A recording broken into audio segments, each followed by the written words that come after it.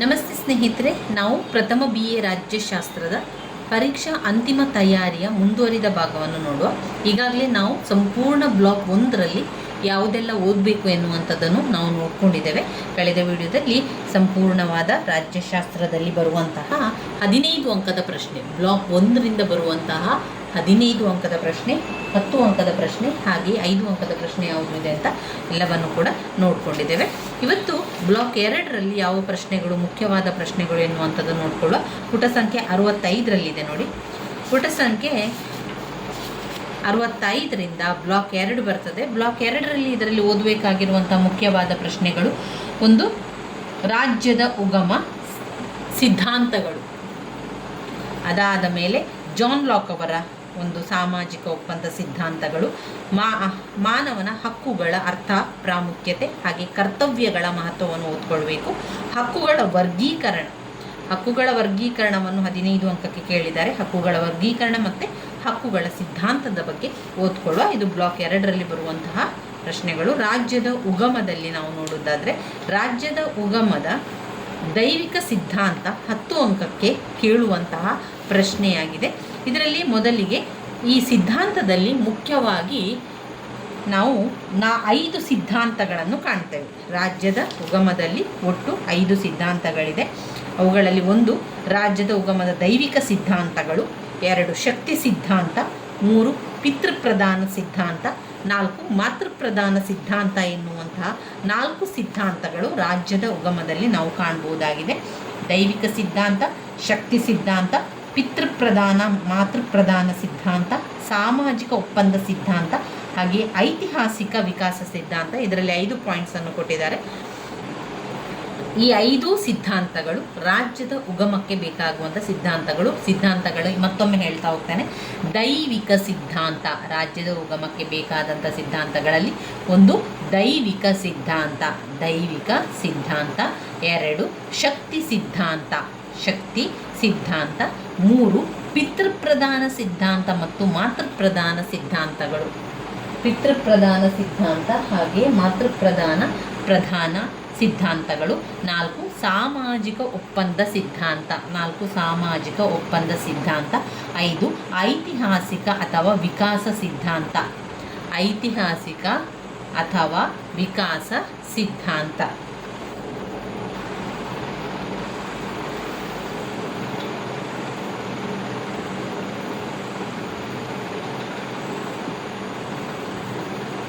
ಮೊದಲನೇದಾಗಿ ರಾಜ್ಯದ ಉಗಮದ ದೈವಿಕ ಸಿದ್ಧಾಂತದಲ್ಲಿ 10 ಅಂಕಕ್ಕೆ ಕೇಳಿರುವಂತಹ ಪ್ರಶ್ನೆ.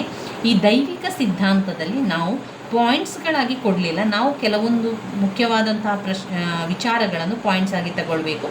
ರಾಜ್ಯದ ಮೂಲಕ್ಕೆ ಸಂಬಂಧಿಸಿದ ಸಿದ್ಧಾಂತದಲ್ಲಿ ದೈವಿಕ ಸಿದ್ಧಾಂತವು ಅತ್ಯಂತ ಪುರಾತನವಾದ ಸಿದ್ಧಾಂತ ಅಂತ ಹೇಳ್ತೇವೆ, ಅಂದರೆ ಅತ್ಯಂತ ಹಳೆಯದಾದಂತಹ ಸಿದ್ಧಾಂತ. ಈ ಸಿದ್ಧಾಂತದ ಪ್ರಕಾರ ರಾಜ್ಯವು ದೇವರಿಂದ ಸೃಷ್ಟಿಸಲ್ಪಟ್ಟಿದೆ. ಇದು ತುಂಬಾ ಹಳೆಯದಾದ ಸಿದ್ಧಾಂತ. ಆದ್ದರಿಂದ ಆಗಿನ ಕಾಲದಲ್ಲಿ ಏನು ಹೇಳ್ತಾ ಇದ್ರು ಅಂತ ಹೇಳಿದರೆ, ಈ ರಾಜ್ಯ ಹೇಗೆ ಸೃಷ್ಟಿಯಾಯಿತು ಅಂತ ಬಂದಾಗ ರಾಜ್ಯ ಸೃಷ್ಟಿಯಾಗಿರುವುದು ದೇವರಿಂದ ಅಂತ ಆಗಿದೆ. ಅದು ದೇವರ ಪ್ರತಿನಿಧಿಯಾದ ರಾಜನ ಮೂಲಕ ಆಳಲ್ಪಡ್ತದೆ. ಆಗಿನ ಕಾಲದಲ್ಲಿ ರಾಜರು ಇದ್ದರು. ಆಗ ಜನರೆಲ್ಲ ಏನು ಹೇಳ್ತಾ ಇದ್ರು ಅಂತ ಹೇಳಿದರೆ, ರಾಜ್ಯದ ಉಗಮ ಆಗಿರುವಂಥದ್ದು ದೇವರ ಮುಖಾಂತರ. ದೇವರೀಗ ಏನು ಮಾಡ್ತಾ ಇದ್ದಾನೆ, ಎಲ್ಲವನ್ನು ಕೂಡ ರಾಜರ ಮೂಲಕ ನಡೆಸ್ತಾ ಇದ್ದಾನೆ. ದೇವರು ಏನಾದರೂ ವಿಷಯ ತಿಳಿಸ್ಬೇಕು ಅಂತಾದರೆ ರಾಜನ ಮೂಲಕ ನಮಗೆ ಆ ವಿಚಾರವನ್ನು ತಿಳಿಸ್ತಾ ಇದ್ದಾನೆ. ಅದರಿಂದ ರಾಜನು ದೇವರ ಒಂದು ಸಂಪರ್ಕವನ್ನು ಹೊಂದಿದ್ದಾನೆ. ರಾಜನು ದೇವರ ಪ್ರತಿನಿಧಿಯಾಗಿ ಕೆಲಸ ಮಾಡ್ತಾನೆ. ಅದರಿಂದ ನಾವು ರಾಜನಿಗೆ ವಿಧೇಯನಾಗಿರಬೇಕು. ಒಂದು ವೇಳೆ ನಾವು ರಾಜನಿಗೆ ವಿಧೇಯನಾಗಿರದೆ ದೇವರಿಗೂ ಕೂಡ ಅದು ಇಷ್ಟ ಆಗುವುದಿಲ್ಲ ಎನ್ನುವ ರೀತಿಯಲ್ಲಿ ಅವರು ಯೋಚನೆಯನ್ನು ಮಾಡ್ತಾರೆ. ರಾಜನು ದೈವಾಂಶ ಸಂಭೂತ ಅಂತ ಆಗ ಜನರು ನಂಬಿದ್ರು. ರಾಜ ದೈವಾಂಶ ಸಂಭೂತ, ರಾಜ ಮತ್ತು ದೇವರ ನಡುವೆ ಸಂಪರ್ಕ ಸೇತುವೆ ಇದೆ. ದೇವರಿಗೆ ಹೇಳಬೇಕಾಗಿರುವಂಥದ್ದನ್ನು ರಾಜನ ಮುಖಾಂತರ ಹೇಳಿದರೆ ಅದು ದೇವರಿಗೆ ತಲುಪ್ತದೆ ಎನ್ನುವಂತಹ ನಂಬಿಕೆ ಕೂಡ ಇತ್ತು. ಒಂದು ವೇಳೆ ನಾವು ರಾಜನಿಗೆ ವಿರುದ್ಧವಾಗಿ ಮಾತನಾಡಿದರೆ, ರಾಜನಿಗೆ ವಿಧೇಯನಾಗಿ ಇಲ್ಲದಿದ್ದರೆ, ಅಂತಹ ಸಂದರ್ಭದಲ್ಲಿ ದೇವರ ಕೋಪಕ್ಕೂ ಕೂಡ ಪಾತ್ರ ಆಗ್ತೇವೆ. ರಾಜನು ದೈವಾಂಶ ಸಂಭೂತ, ಆತನು ದೇವರಿಗೆ ಮಾತ್ರ ಹೊಣೆಯಾಗಿರುತ್ತಾನೆ. ಆದ್ದರಿಂದ ರಾಜನಿಗೆ ವಿಧೇಯರಾಗಿರಬೇಕು, ಪ್ರಜೆಗಳ ಕರ್ತವ್ಯವಾಗಿದೆ ಅದು. ರಾಜನನ್ನು ಪ್ರತಿಭಟಿಸುವ ಅಪರಾಧ ಮತ್ತು ಅಧರ್ಮವಾಗುತ್ತದೆ ಎಂದು ಈ ಸಿದ್ಧಾಂತದ ಪ್ರತಿಪಾದಕರು ಹೇಳಿರುವಂಥದ್ದು. ಈ ಸಿದ್ಧಾಂತದ ಪ್ರಕಾರ ದೊರೆಯು ಪ್ರಜೆಗಳಿಗಿಂತ ಮತ್ತು ಕಾನೂನುಗಳಿಗಿಂತ ಮಿಗಿಲಾದವನು. ರಾಜನ ಅಧಿಕಾರಕ್ಕೆ ಮಿತಿಯೇ ಇಲ್ಲವೆಂದು, ಆತನ ನುಡಿಯೇ ಕಾನೂನೆಂದು, ಆತನ ಕಾರ್ಯಗಳೆಲ್ಲವೂ ಕೂಡ ದೇವರು ಕೈಗೊಂಡ ಕಾರ್ಯಗಳೆಂದು ಭಾವಿಸಬೇಕೆಂದು ರಾಜನನ್ನು ಪ್ರಶ್ನಿಸಬಾರದು. ಪ್ರಶ್ನಿಸಿದರೆ ದೇವರ ಶಾಪಕ್ಕೆ ಗುರಿಯಾಗುತ್ತೀರಿ ಎನ್ನುವಂಥದ್ದು ದೈವಿಕ ಸಿದ್ಧಾಂತದ ಒಂದು ಪ್ರತಿಪಾದನೆ. ದೈವಿಕ ಸಿದ್ಧಾಂತದಲ್ಲಿ ಈ ಒಂದು ದೈವಿಕ ಸಿದ್ಧಾಂತದ ಮುಖ್ಯಾಂಶಗಳನ್ನು ನಾವು ನೋಡಿದರೆ ಅದರಲ್ಲಿ ಅವರು 5 ಪಾಯಿಂಟ್ಸ್ಗಳನ್ನು ಕೊಟ್ಟಿದ್ದಾರೆ. 1ನೇ ಪಾಯಿಂಟ್, ರಾಜ್ಯವು ದೇವರ ಆಜ್ಞೆಯಿಂದ ಸ್ಥಾಪಿತವಾಗಿದೆ. ಇದು ಈ ಒಂದು ದೈವಿಕ ಸಿದ್ಧಾಂತದ ಮುಖ್ಯಾಂಶಗಳು. ನಂತರದ ದಿನಗಳಲ್ಲಿ ಜನರು ಕೆಲವೊಂದನ್ನು ಅರಿತುಕೊಂಡು ಕೆಲವೊಂದನ್ನು ತಿಳ್ಕೊಳ್ಳಿಕ್ಕೆ ಪ್ರಯತ್ನಿಸ್ತಾ ಇದ್ದರು. ರಾಜ್ಯವು ದೇವರ ಆಜ್ಞೆಯಿಂದ ಸ್ಥಾಪಿತವಾಗಿದೆ. ರಾಜ್ಯ ಎನ್ನುವಂಥದ್ದು ದೇವರ ಆಜ್ಞೆಯಿಂದ ಸ್ಥಾಪಿತವಾಗಿರುವಂಥದ್ದು. 2, ಅದರ ಪ್ರಭುಗಳು ದೇವರಿಂದ ನೇಮಕವಾದವರು. ಅದರ ಪ್ರಭುಗಳು ದೇವರಿಂದ ನೇಮಕವಾದವರು. ರಾಜರು ದೇವರಿಂದ ನೇಮಕವಾದವರು. 3ನೇ ಪಾಯಿಂಟ್, ದೊರೆಗಳು ದೇವರಿಗೆ ಮಾತ್ರ ಹೊಣೆಯಾಗಿರುತ್ತಾರೆ. ದೊರೆಗಳು ದೇವರಿಗೆ ಮಾತ್ರ ಹೊಣೆಯಾಗಿರುತ್ತಾರೆ. 4ನೇ ಪಾಯಿಂಟ್, ಪ್ರಜೆಗಳು ದೇವರಿಗೆ ವಿಧೇಯರಾಗಿರಬೇಕು. ಪ್ರಜೆಗಳು ದೇವರಿಗೆ ವಿಧೇಯರಾಗಿರಬೇಕು. ದೊರೆಯ ಅಧಿಕಾರವನ್ನು ವಿರೋಧಿಸುವುದು ಅಧರ್ಮ ಮತ್ತು ಶಾಪವಾಗುತ್ತದೆ. ದೊರೆಯು ಪ್ರಜೆಗಳಿಗಾಗಲಿ ಅಥವಾ ಕಾನೂನುಗಳಿಗಾಗಲಿ ಒಳಪಟ್ಟಿರುವುದಿಲ್ಲ. ದೊರೆಯು ಪ್ರಜೆಗಳಿಗಾಗಲಿ ಕಾನೂನಿಗಾಗಲಿ ಒಳಪಟ್ಟಿರುವುದಿಲ್ಲ. ಆತನ ಅಧಿಕಾರಕ್ಕೆ ಮಿತ ಇಲ್ಲ ಅಂತ ಹೇಳುವಂಥದ್ದು. ಇಲ್ಲಿ 5 ಪಾಯಿಂಟ್ಸ್ಗಳಿದೆ. ಈ 5 ಪಾಯಿಂಟ್ಸನ್ನು ಕಲಿತುಕೊಳ್ಳಿ. ದೈವಿಕ ಸಿದ್ಧಾಂತದಲ್ಲಿ ಇಲ್ಲಿ ಒಂದು ಒಟ್ಟು ವಿಚಾರ ಏನು ಅಂತಾದರೆ, ಜನರು ಏನಂತ ಅರ್ಥ ಮಾಡ್ಕೊಂಡಿದ್ರು, ಜನರು ಯೋಚನೆ ಮಾಡಿದರು, ಈ ರಾಜ್ಯ ಆದದ್ದು ದೇವರ ಸೃಷ್ಟಿಯಿಂದ. ದೇವರು ರಾಜನನ್ನು ಕರೆಯಿಸಿ ರಾಜನ ಮುಖಾಂತರ ಈ ರಾಜ್ಯವನ್ನು ಆಳ್ತಾ ಇದ್ದಾನೆ. ಆದ್ದರಿಂದ ರಾಜ ಮತ್ತು ದೇವರ ನಡುವೆ ಒಂದು ಸಂಪರ್ಕ ಸೇತುವೆ ಇದೆ. ಆದ್ದರಿಂದ ನಾವು ರಾಜರಿಗೆ ವಿಧೇಯರಾಗಿರಬೇಕು. ಒಂದು ವೇಳೆ ರಾಜರಿಗೆ ವಿಧೇಯರಾಗಿರದಿದ್ದರೆ ಅಂಥ ಸಂದರ್ಭದಲ್ಲಿ ನಾವು ದೇವರ ಕೋಪಕ್ಕೆ ಪಾತ್ರರಾಗ್ತೇವೆ. ದೇವರಿಗೆ ವಿಧೇಯರಾಗಿರಬೇಕು ಅಂದರೆ ರಾಜರು ಕೂಡ ವಿಧೇಯರಾಗಿರಬೇಕು ಎನ್ನುವಂಥ ಅರ್ಥ. ಇದರ ಮುಖ್ಯಾಂಶಗಳಲ್ಲಿ ನೋಡಿದರೆ ಅದೇ ರೀತಿ ಬರ್ತದೆ ನೋಡಿ. ರಾಜ್ಯವು ದೇವರ ಆಜ್ಞೆಯಿಂದ ಸ್ಥಾಪಿತವಾಗಿದೆ. 2, ಅದರ ಪ್ರಭುಗಳು ದೇವರಿಂದ ನೇಮಕ ಆಗಿದ್ದಾರೆ. ಅಂದರೆ ರಾಜನನ್ನು ಹೇಳುವಂಥದ್ದು ಇಲ್ಲಿ ಅವರು. ಅದರ ಪ್ರಭುಗಳು ದೇವರಿನಿಂದ ನೇಮಕರಾದವರು. 3ನೇ ಪಾಯಿಂಟ್, ದೊರೆಗಳಿದಾರಲ್ಲ ಅವರು ದೇವರಿಗೆ ಮಾತ್ರ ಹೊಣೆಯಾಗಿರುತ್ತಾರೆ. ದೊರೆಗಳು ದೇವರಿಗೆ ಮಾತ್ರ ಹೊಣೆಯಾಗಿರುತ್ತಾರೆ. 4, ಪ್ರಜೆಗಳು ಯಾರಿಗೆ? ದೇವರಿಗೆ ವಿಧೇಯರಾಗಿರಬೇಕು. ದೇವರಿಗೆ ವಿಧೇಯರಾಗಿರಬೇಕು ಅಂತ ಅಂದರೆ ರಾಜನಿಗೂ ಕೂಡ ವಿಧೇಯರಾಗಿರಬೇಕು. ರಾಜನ ಮಾತುಗಳನ್ನು ಕೇಳಬೇಕು. ಅವನ ವಿರೋಧವಾಗಿ ನಡೆದುಕೊಳ್ಳುವಂತಿಲ್ಲ. ಅಧರ್ಮ ಮತ್ತು ಮಾಡಿದರೆ, ದೊರೆಯ ಅಧಿಕಾರವನ್ನು ವಿರೋಧಿಸಿದರೆ ಅಧರ್ಮ ಆಗ್ತದೆ, ಶಾಪವಾಗ್ತದೆ ಎನ್ನುವಂಥ ನಂಬಿಕೆ ಉಳ್ಳವರು. ದೊರೆಯು ಪ್ರಜೆಗಳಿಗಾಗಲಿ ಕಾನೂನುಗಳಿಗಾಗಲಿ ಒಳಪಟ್ಟಿರುವುದಿಲ್ಲ. ಆತನ ಅಧಿಕಾರಕ್ಕೆ ಮಿತಿ ಇಲ್ಲ. ಆತನ ಮಾತೆ ಕಾನೂನು ಕೂಡ ಆಗಿರ್ತದೆ. ರಾಜನು ದೈವಾಂಶ ಪುರುಷ ಎನ್ನುವಂತಹ ನಂಬಿಕೆ. ಕ್ರೈಸ್ತ ಮತದ ಉದಯದೊಂದಿಗೆ ಈ ಸಿದ್ಧಾಂತಕ್ಕೆ ಹೊಸ ಒಂದು ಹುರುಪು ದೊರೆಯುತ್ತದೆ. ಆಗಿನ ಕಾಲದಲ್ಲಿ ದೇವರೇ ದೊಡ್ಡವರೆಂದು, ದೇವರೇ ಸಮಸ್ತ ಅಧಿಕಾರಕ್ಕೆ ಕಾರಣನೆಂದು ಅವರು ನಂಬಿದ್ರು. ಈ ಸಿದ್ಧಾಂತದ ಮುಖ್ಯಾಂಶಗಳನ್ನು ಮೊದಲಿಗೆ ತಿಳ್ಕೊಳ್ಳಿ. ಮುಖ್ಯಾಂಶಗಳನ್ನು ಕಲಿತಾಗ ನಮಗೆ ಆ ಪಾಯಿಂಟ್ಸ್ಗಳನ್ನು ಇಟ್ಕೊಂಡು ಬರಿತಾ ಹೋಗ್ಬೋದು. 10 ಅಂಕಕ್ಕಾದರೆ ನಾವು 3 ರಿಂದ 4 ಪುಟದಷ್ಟು ಉತ್ತರವನ್ನು ಬರೀಬೇಕಾಗಿರುವುದರಿಂದ ನಾವೇನು ಮಾಡಬೇಕು, ಆ ಪಾಯಿಂಟ್ಸ್ಗಳನ್ನು ಸರಿಯಾಗಿ ಕಲಿತುಕೊಳ್ಳಿ. ಮೊದಲನೇದಾಗಿ, ರಾಜ್ಯವು ದೇವರ ಆಜ್ಞೆಯಿಂದ ಸ್ಥಾಪಿತವಾಗಿದೆ. 2, ಪ್ರಭುಗಳು ಅಂದರೆ ರಾಜನು ದೇವರಿಂದ ನೇಮಕನಾದವನು. 3, ರಾಜನು ದೇವರಿಗೆ ಮಾತ್ರ ಹೊಣೆಯಾಗಿರುತ್ತಾನೆ. 4, ಪ್ರಜೆಗಳು ದೇವರಿಗೆ ವಿಧೇಯರಾಗಿರಬೇಕು. ದೊರೆಯ ಅಧಿಕಾರವನ್ನು ವಿರೋಧಿಸುವುದು ಅಧರ್ಮ ಮತ್ತು ಶಾಪವಾಗುತ್ತದೆ.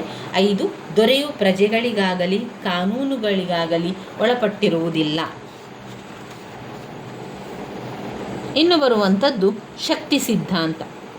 ಶಕ್ತಿ ಸಿದ್ಧಾಂತದಲ್ಲಿ ಯುದ್ಧದ ಬಗ್ಗೆ ಹೇಳುವಂಥದ್ದು. ಯುದ್ಧವು ರಾಜನಿಗೆ ಜನ್ಮ ಕೊಟ್ಟಿತು. ರಾಜ್ಯದ ಉಗಮವನ್ನು ವಿವರಿಸುವ ಕಾಲ್ಪನಿಕ ಸಿದ್ಧಾಂತಗಳಲ್ಲಿ ಶಕ್ತಿ ಸಿದ್ಧಾಂತವು ಕೂಡ ಒಂದಾಗಿದೆ. ಈ ಸಿದ್ಧಾಂತದ ಪ್ರಕಾರ ರಾಜ್ಯವು ಶಕ್ತಿಯ ಫಲವಾಗಿದೆ. ಪ್ರಾಚೀನ ಕಾಲದಲ್ಲಿ ಬಲಿಷ್ಠ ವ್ಯಕ್ತಿಯು ಬಲಹೀನರಾದವರನ್ನು ನಿಗ್ರಹಿಸಿ ಅವರನ್ನು ಸೆರೆ ಹಿಡಿದು ತನ್ನ ಅಡಿಯಾಳುಗಳನ್ನಾಗಿ ಮಾಡಿಕೊಂಡಾಗ ರಾಜ್ಯವು ಹುಟ್ಟಿತು. ಈ ಸಿದ್ಧಾಂತವು ಯುದ್ಧವು ರಾಜನಿಗೆ ಜನ್ಮ ಕೊಟ್ಟಿತು ಎಂದು ಒಂದು ಪುರಾತನವಾಗಿ ಹೇಳುವಂತಹ ಒಂದು ನಾಣ್ಣುಡಿ ಅಂತ ಹೇಳಬಹುದು. ಹಿಂದಿನ ಕಾಲದಲ್ಲಿ ಅಧಿಕಾರಕ್ಕಾಗಿ ಜನರು ಪರಸ್ಪರ ಕಾದಾಡಿ ಬಲಿಷ್ಠನಾದವನು ಬಲಪ್ರಯೋಗದ ಮೂಲಕ ಅನೇಕ ಕುಟುಂಬಗಳನ್ನು ಜಯಿಸ್ತಾನೆ. ಈ ರೀತಿ ಜಯಿಸಲ್ಪಟ್ಟ ಕುಟುಂಬಗಳು ಬುಡಕಟ್ಟುಗಳಾಗಿ ರೂಪುಗೊಂಡು ಬಲಿಷ್ಠನಾದ ನಾಯಕನ ನಿಯಂತ್ರಣಕ್ಕೆ ಒಳಪಟ್ಟವು. ಇನ್ನೂ ಹೆಚ್ಚಿನ ಅಧಿಕಾರಕ್ಕಾಗಿ ವಿವಿಧ ಬುಡಕಟ್ಟುಗಳು ಬಲಹೀನ ಬುಡಕಟ್ಟುಗಳನ್ನು ಜಯಿಸಿ ಅವುಗಳನ್ನು ತಮ್ಮ ಅಧೀನಕ್ಕೆ ಒಳಪಡಿಸಿಕೊಂಡವು. ಅತ್ಯಂತ ಬಲಿಷ್ಠವಾದ ಬುಡಕಟ್ಟಿನ ನಾಯಕನು ಬಲಹೀನನಾದ ಎಲ್ಲ ಬುಡಕಟ್ಟುಗಳ ನಾಯಕನಾದನು. ಕಾಲಕ್ರಮೇಣ ಇಂತಹ ನಾಯಕನೇ ರಾಜನಾಗಿ ಬರುವಂಥದ್ದು. ಈಗ ಆರಂಭದ ದಿನಗಳಲ್ಲಿ ಆದಿವಾಸಿ ಜನರಿದ್ದರು, ಬುಡಕಟ್ಟು ಜನಾಂಗದವರಿದ್ದರು. ಅವರೇನು ಮಾಡ್ತಾಯಿದ್ರು, ಅಲೆಮಾರಿ ಜೀವನಗಳನ್ನು ಮಾಡ್ತಾಯಿದ್ರು, ಒಂದು ಕಡೆಯಲ್ಲಿ ನೆಲೆಸ್ತಾ ಇರಲಿಲ್ಲ. ಅಂತಹ ಸಂದರ್ಭದಲ್ಲಿ ಏನಾಗ್ತಾಯಿತ್ತು ಅಂದರೆ ಪುಟ್ಟ ಪುಟ್ಟ ಬುಡಕಟ್ಟು ಕುಟುಂಬದವರನ್ನೆಲ್ಲ ಅವರನ್ನು ಯುದ್ಧದಲ್ಲಿ ಸೋಲಿಸುವಂಥದ್ದು ಅಥವಾ ಒಂದು ಕದನದಲ್ಲಿ ಸೋಲಿಸಿ ಅವರನ್ನು ತಮ್ಮೆಡೆಗೆ ಬರಮಾಡಿಕೊಳ್ಳುವಂಥದ್ದು ಇದೇ ರೀತಿ ಆಗ್ತಾಯಿತ್ತು. ಕೆಲವು ಬುಡಕಟ್ಟು ಕುಟುಂಬದವರು ಮತ್ತೊಂದು ಬುಡಕಟ್ಟು ಕುಟುಂಬದ ನಾಯಕರಾಗುವಂಥದ್ದು. ಹೀಗೆ ಎಲ್ಲ ಬುಡಕಟ್ಟು ಜನಾಂಗದವರನ್ನು ಸೇರಿಸಿ ನಾಯಕನೇ ದೊರೆಯಾಗಿ ಇದ್ದವನು.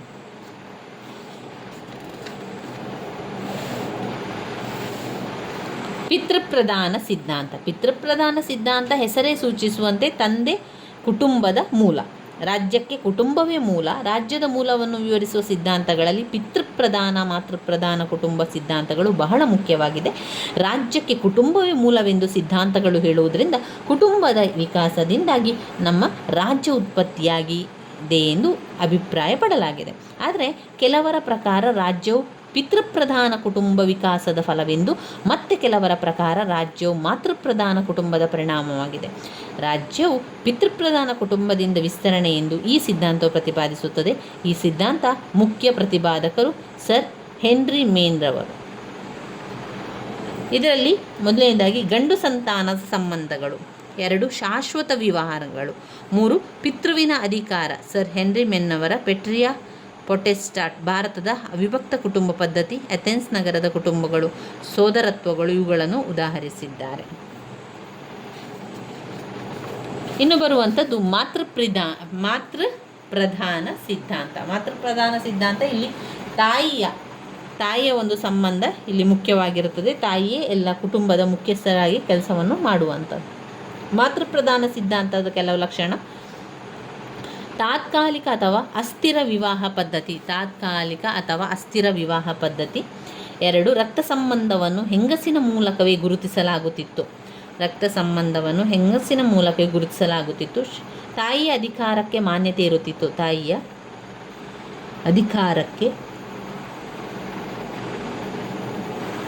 ಇರುತ್ತಿತ್ತು. ಹೆಂಗಸರು ಮಾತ್ರವೇ ಅಧಿಕಾರ ಮತ್ತು ಆಸ್ತಿಯು ಉತ್ತರಾಧಿಕಾರಿಗಳನ್ನು ಪಡೆಯುತ್ತಾ ಇತ್ತು. ಇನ್ನು ಜಾನ್ ಲಾಕ್ರವರ ಬಗ್ಗೆ ತಿಳ್ಕೊಳ್ಳೋಣ. ಜಾನ್ ಲಾಕ್ರವರ ಬಗ್ಗೆ ಕೂಡ 10 ಅಂಕಕ್ಕೆ ಕೇಳುವಂತಹ ಪ್ರಶ್ನೆ. ಜಾನ್ ಲಾಕ್ರಲ್ಲಿ ನಾವು ಮುಖ್ಯವಾಗಿ ಕೆಲವೊಂದು ಪಾಯಿಂಟ್ಸ್ಗಳನ್ನಷ್ಟು ಗಮನದಲ್ಲಿಟ್ಟುಕೊಂಡು ಅವುಗಳನ್ನು ವಿವರಿಸ್ತಾ ಹೋಗಬೇಕು. ಯಾಕಂದರೆ ಅದರಲ್ಲಿ ಅವರು ಪಾಯಿಂಟ್ಸ್ ರೀತಿಯಲ್ಲಿ ಕೊಡದಿದ್ದಾಗ ನಾವು ಸಮಯ ಕೂಡ ಇಲ್ಲದಿರುವಂಥ ಸಂದರ್ಭದಲ್ಲಿ ಎಲ್ಲವನ್ನು ಕೂಡ ಓದ್ಕೊಂಡು ಹೋಗ್ಲಿಕ್ಕೆ ಆಗೋದಿಲ್ಲ. ಆಗ ನಾವು ಕೆಲವೊಂದಿಷ್ಟು ಮುಖ್ಯವಾದ ಪಾಯಿಂಟ್ಸ್ಗಳ ಮುಖಾಂತರ ಬರಿತಾ ಹೋಗಬೇಕು. ಜಾನ್ ಲಾಕರ್ ಅವರು ರಾಜ್ಯದ ಉಗಮದ ಬಗ್ಗೆ ಸಾಮಾಜಿಕ ಒಪ್ಪಂದದ ಸಿದ್ಧಾಂತವನ್ನು ಪ್ರತಿಪಾದಿಸಿದವರಲ್ಲಿ ಸುಪ್ರಸಿದ್ಧ ಇಂಗ್ಲಿಷ್ ರಾಜನೀತಿಜ್ಞ ಜಾನ್ ಲಾಕ್ರವರು. ಥಾಮಸ್ ಹಾಬ್ಸ್ ನಿರಂಕುಶ ಪ್ರಭುತ್ವವನ್ನು ಸಮರ್ಥಿಸಿದಂತೆ ಜಾನ್ ಲಾಕ್ ಸಾಂಕುಶ ಪ್ರಭುತ್ವವನ್ನು ಸಮರ್ಥಿಸಿ 1490ರಲ್ಲಿ ಪ್ರಕಟವಾದ ತನ್ನ ಟ್ರೀಟೈಸ್ ಆಫ್ ಸಿವಿಲ್ ಗವರ್ಮೆಂಟ್ ಎಂಬ ಗ್ರಂಥದಲ್ಲಿ ಸಾಮಾಜಿಕ ಒಪ್ಪಂದದ ಸಿದ್ಧಾಂತವನ್ನು ಪ್ರತಿಪಾದಿಸಿದ್ದಾರೆ. ತನ್ನ ಗ್ರಂಥದಲ್ಲಿ ಲಾಕ್ನ ಇಂಗ್ಲೆಂಡ್ನ 1688 ಮಹಾಕ್ರಾಂತಿಯನ್ನು ಸಮರ್ಥಿಸಿದ್ದಾನೆ. ಹಾಬ್ಸ್ನಂತೆ ರಾಜ್ಯ ಸ್ಥಾಪನೆಗೆ ಸಾಮಾಜಿಕ ಒಪ್ಪಂದವೇ ಮೂಲ ಕಾರಣವೆಂದು ಒಪ್ಪಿದರೂ ಲಾಕ್ನ ವಾದದ ನೀತಿ ಹಾಬ್ಸ್ಗಿಂತ ಭಿನ್ನವಾದುದು. ಅದರಲ್ಲಿ ಒಂದು ಸ್ವಾಭಾವಿಕ ಸ್ಥಿತಿ, ಜಾನ್ ಲಾಕರವರ ಸ್ವಾಭಾವಿಕ ಸ್ಥಿತಿ ಅಂದರೆ ಸ್ವಾಭಾವಿಕವಾಗಿ ಇರುವಂಥದ್ರ ಬಗ್ಗೆ ಹೇಳುವಂಥದ್ದು. ಇಲ್ಲಿ ಮನುಷ್ಯನು ಸಮಾಜ ಜೀವಿಯಾಗಿದ್ದನು. ಮಾನವರು ನೈಸರ್ಗಿಕ ಸ್ಥಿತಿಯಲ್ಲಿ ಸಮಾಜದ ಒಂದು ಸಹಜ ರೀತಿಯಲ್ಲಿ ಸ್ವತಂತ್ರವಾಗಿ ವರ್ತಿಸುತ್ತಾ ಸಮಾನತೆ ಪರಸ್ಪರ ಸಹಕಾರದಿಂದ ಜೀವಿಸ್ತಾ ಇದ್ದರು. ಇದು ಸ್ವಾತಂತ್ರ್ಯ ಮತ್ತು ಸಮಾನತೆಯ ಸ್ಥಿತಿಯಾಗಿರುತ್ತದೆ ಎಂದು ಲಾಕ್ ಅಭಿಪ್ರಾಯಪಟ್ಟಿದ್ದಾನೆ. ಲಾಕ್ ಹೇಳುವಂತೆ ಸ್ವಾಭಾವಿಕ ಸ್ಥಿತಿಯಲ್ಲಿ ಶಾಂತಿ, ಸದ್ಭಾವನೆ, ಪರಸ್ಪರ ಸಹಾಯ, ಭದ್ರತೆ, ಉತ್ತಮ ಜೀವನ ಸ್ಥಿತಿ ಇವುಗಳು ನೆಲೆಸಿದ್ದವು. ಮಾನವರೆಲ್ಲರೂ ಪ್ರಕೃತಿ ನಿಯಮಗಳಿಗೆ ಒಳಪಟ್ಟಿದ್ದರು. ಈ ಪ್ರಕೃತಿ ನಿಯಮಗಳಿಂದ ಜೀವನ, ಸ್ವಾತಂತ್ರ್ಯ, ಆಸ್ತಿ ಇವುಗಳಿಗೆ ಸಂಬಂಧಪಟ್ಟ ನೈಸರ್ಗಿಕ ಹಕ್ಕುಗಳನ್ನು ಅವರು ಪಡೆದಿದ್ದರು. ಇನ್ನು ಇದರಲ್ಲಿ ನಾವು ಸಾಮಾಜಿಕ ಒಪ್ಪಂದ, ಒಂದು ಸ್ವಾಭಾವಿಕ ಒಪ್ಪಂದ ಮತ್ತೊಂದು ಸಾಮಾಜಿಕ ಒಪ್ಪಂದ, 2 ಪಾಯಿಂಟ್ಸ್ಗಳು, ಮುಖ್ಯವಾಗಿ 2 ಪಾಯಿಂಟ್ಸ್ಗಳು ಬರುವಂಥದ್ದು. ಒಂದು ಸ್ವಾಭಾವಿಕ ಸ್ಥಿತಿ ಮತ್ತೊಂದು ಸಾಮಾಜಿಕ ಒಪ್ಪಂದ. ಸಾಮಾಜಿಕ ಒಪ್ಪಂದ ಅಂತ ಬಂದಾಗ ಏನೆಲ್ಲ ಬರಿಬೋದು ನಾವು ಅದರಲ್ಲಿ? ಸಾಮಾಜಿಕ ಒಪ್ಪಂದ ಅಂತ ಬಂದಾಗ ಈ ಒಪ್ಪಂದದ ಅಧಿಕಾರ ಬಂದ ವ್ಯಕ್ತಿಗೂ ಸರಕಾರಕ್ಕೂ ಸಮಾಜಕ್ಕೂ ಏರ್ಪಡಿದು ಇದೇ ರಾಜಕೀಯ ಒಪ್ಪಂದ. ಈ ಒಪ್ಪಂದದಿಂದ ಸರಕಾರ ಸ್ಥಾಪನೆ ಆಯಿತು.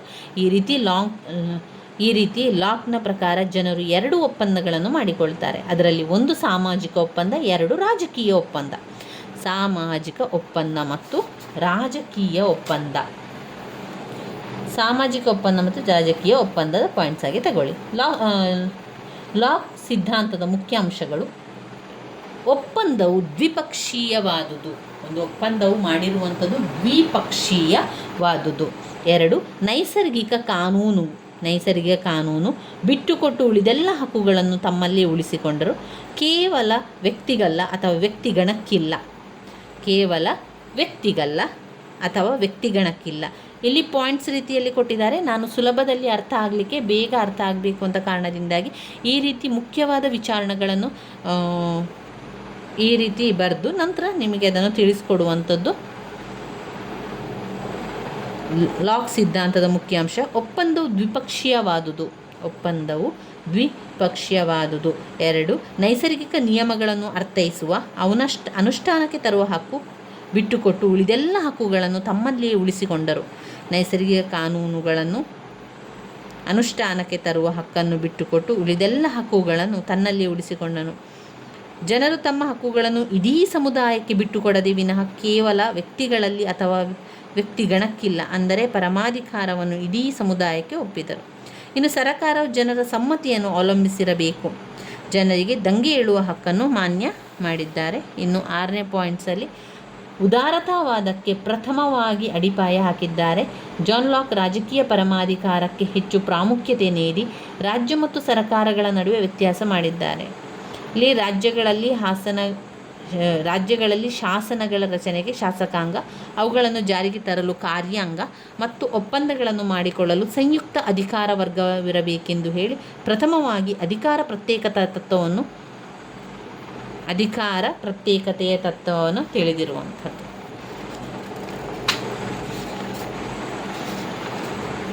ಇದರಲ್ಲಿ ಒಂದು ಮುಖ್ಯವಾದ ಪ್ರಶ್ನೆ: ರಾಜ್ಯದ ವಿಕಾಸಕ್ಕೆ ಅಥವಾ ಉಗಮಕ್ಕೆ ಕಾರಣವಾದಂತಹ ಅಂಶಗಳು. ರಾಜ್ಯದ ಉಗಮಕ್ಕೆ ಕಾರಣವಾದಂತಹ ಅಂಶಗಳು: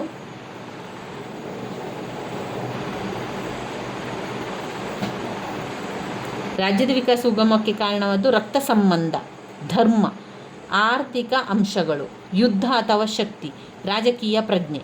ರಕ್ತ ಸಂಬಂಧ, ಧರ್ಮ, ಆರ್ಥಿಕ ಅಂಶಗಳು, ಆರ್ಥಿಕ ಅಂಶಗಳು, ಯುದ್ಧ ಅಥವಾ ಶಕ್ತಿ, ರಾಜಕೀಯ ಪ್ರಜ್ಞೆ. ಇನ್ನು ಬರುವಂಥದ್ದು ಘಟಕ 10 ಹಕ್ಕುಗಳ ಅರ್ಥ ಮತ್ತು ಪ್ರಾಮುಖ್ಯತೆಯನ್ನು ಓದ್ಕೊಳ್ಬೇಕು. ಅದರ ಜೊತೆಗೆ ಕರ್ತವ್ಯಗಳ ಮಹತ್ವಕ್ಕೂ ಕೂಡ ಓದ್ಕೊಳ್ಬೇಕಾಗಿರುವಂತಹ ಪ್ರಶ್ನೆಗಳಾಗಿದೆ. ಹಕ್ಕುಗಳ ಅರ್ಥವನ್ನು ಓದ್ಕೊಂಡು ನಂತರ ಹಕ್ಕುಗಳ ಸ್ವರೂಪ ಲಕ್ಷಣಗಳ ಬಗ್ಗೆ ಕೂಡ ತಿಳ್ಕೊಳ್ಳುವ. ಮುಂದಿನ ವಿಡಿಯೋದಲ್ಲಿ ಇದನ್ನು ಮುಂದುವರಿದ ಭಾಗವಾಗಿ ತಿಳ್ಕೊಳ್ಳುವ. ಇಲ್ಲಾಂತಾದರೆ ತುಂಬಾ ಲಾಂಗ್ ವಿಡಿಯೋ ಆಗಿಬಿಡ್ತದೆ. ಮುಂದಿನ ವಿಡಿಯೋದಲ್ಲಿ ಹಕ್ಕುಗಳ ಅರ್ಥ, ಅವುಗಳ ಸ್ವರೂಪ, ಆಮೇಲೆ ಕರ್ತವ್ಯಗಳ ಬಗ್ಗೆ ಕೂಡ ನಾವು ಇದರಲ್ಲಿ ಓದ್ಕೊಳ್ಳಿಕ್ಕಿದೆ. ಕರ್ತವ್ಯಗಳ ಪ್ರಾಮುಖ್ಯತೆ ಎಲ್ಲವೂ ಕೂಡ ಮುಖ್ಯವಾಗಿರುವಂತಹ ಪ್ರಶ್ನೆ. ನನ್ನ ವೀಡಿಯೋಸ್ ಎಲ್ಲ ನಿಮಗೆ ಇಷ್ಟ ಆಗ್ತಾ ಇದ್ದರೆ ಲೈಕ್ ಕೊಡಿ, ಶೇರ್ ಮಾಡಿ, ಸಬ್ಸ್ಕ್ರೈಬ್ ಮಾಡಲಿಕ್ಕೆ ಮರಿಬೇಡಿ ಸ್ನೇಹಿತರೆ. ಧನ್ಯವಾದಗಳು.